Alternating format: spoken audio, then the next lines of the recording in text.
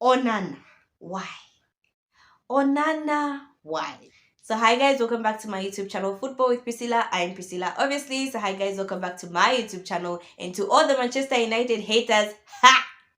In your face. Listen, I know all the haters were ready to say, let's laugh at Manchester United. But little do they know that we have Scott McTominay, world-class Scott. Scott McTominay, I was not familiar with your game. But before we get into the video for today, make sure you share, like, and subscribe. Make sure you share, like, and subscribe and turn your notifications on to know when next I post a video. So today, I just want to talk about the Manchester United versus Brentford game, which was absolutely amazing. Talk about being dramatic. Okay, so let's start with the negatives today before we can go to the positive. The first negative, should I go far? No. Onana. Why? Onana. Why? Listen, I'm trying to give Onana time. I don't want to go on a rant. I want to be a good fan. I've told myself that I want to be a positive fan. I don't want to put negativity out into the world. Onana. Why? Ladies and gentlemen, can Onana stop a shot? Is my question.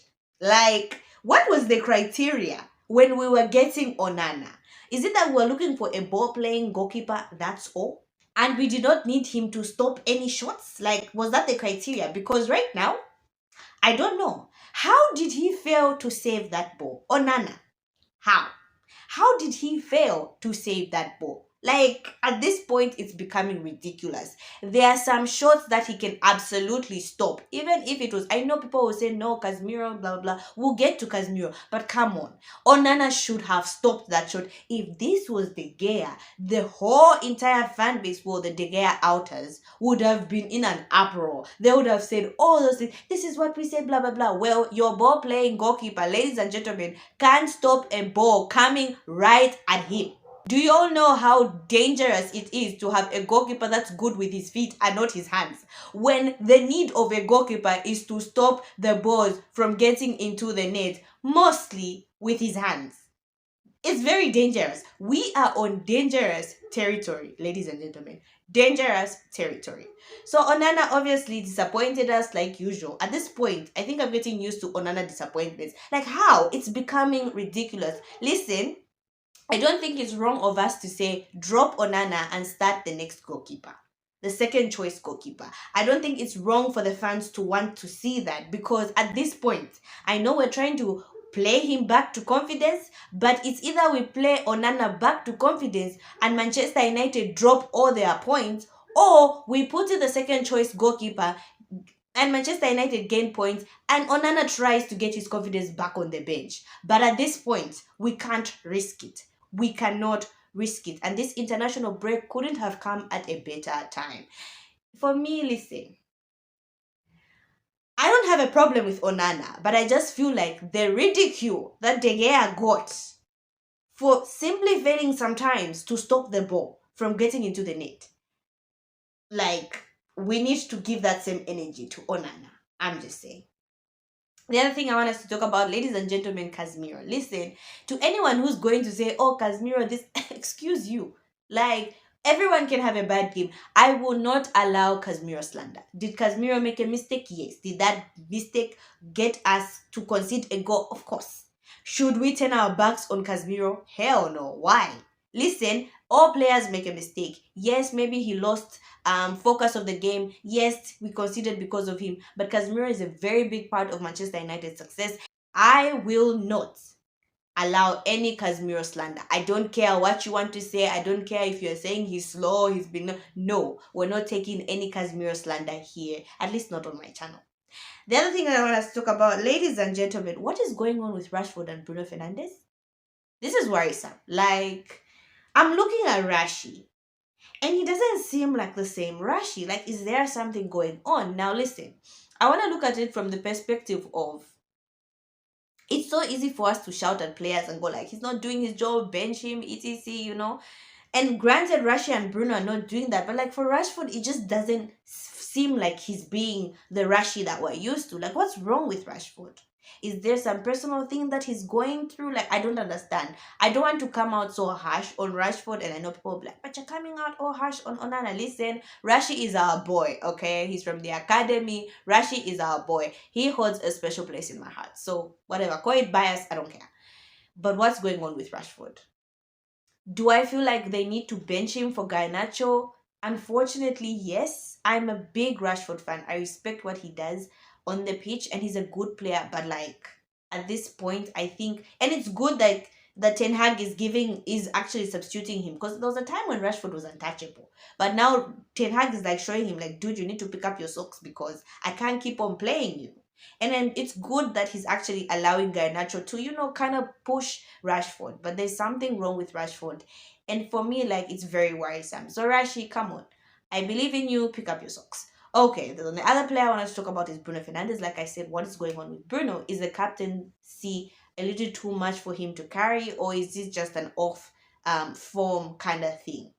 Listen, for me, I wouldn't be worried so much about Bruno Fernandes. I feel like even when he's off pace, he is still a good player, and he's still at, like, the last goal was because of Bruno's amazing set piece. So for me, I know a lot of people will come at Bruno, say he's been quiet in the most game, but even if Bruno is quiet in most games, Bruno does something to make something happen. So I wouldn't be so worried about Bruno Fernandes. Listen, yes, he's been quiet. Yes, there's something that's not right there, but I feel like don't bench Bruno. Honestly, I feel like if there's any player we need to play back into confidence, I feel like Bruno is the one who deserves it the most, because listen, that guy has been consistent for us from the day he stepped foot at Old Trafford. So for me, play Bruno Fernandes back to confidence. Yes, I said it. Play Bruno Fernandes back to confidence. Okay, ladies and gentlemen, the other negative that I want to talk about is Manchester United. Like, why are we not clinical at goal? This is very worrisome. We are just not clinical. Brentford had one chance and literally took it. How many chances did Manchester United have? Like, we can't shoot on target anymore. It's very worrisome. It's worrisome if your team has up to like 4 strikers and McTominay is the one who's managing to score goals. We should be worried. But the fact that we're not clinical enough is worrisome. Then again, I'm not so worried, because I feel like players like Hoyland are finding themselves in good pockets of space, in good positions. So is Anthony, who I feel like made a good impact when he came on. But we need to be clinical enough, guys. There was that chance that fell to Martial, and he just like literally cuddled the ball to the goalkeeper. Like, dude, shoot! Martial, shoot! Like, he was just passing the ball to the goalkeeper. I was like, we don't have time for this, Anthony, Martial. So, listen, Manchester United's lack of being clinical is very worrisome. It's very worrisome. Like, if you want to be a big team and you want to compete with the big boys, Liverpool, Man City, that's all. Because Chelsea is not the big boys, and neither is Arsenal. I'm playing.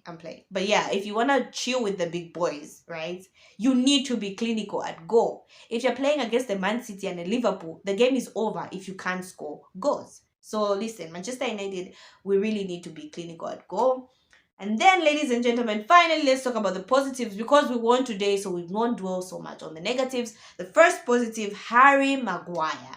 Listen, Harry Maguire was amazing today. Like, if anyone slanders Harry Maguire, then you're just a hater. Be honest with yourself and say, I'm a Harry Maguire hater.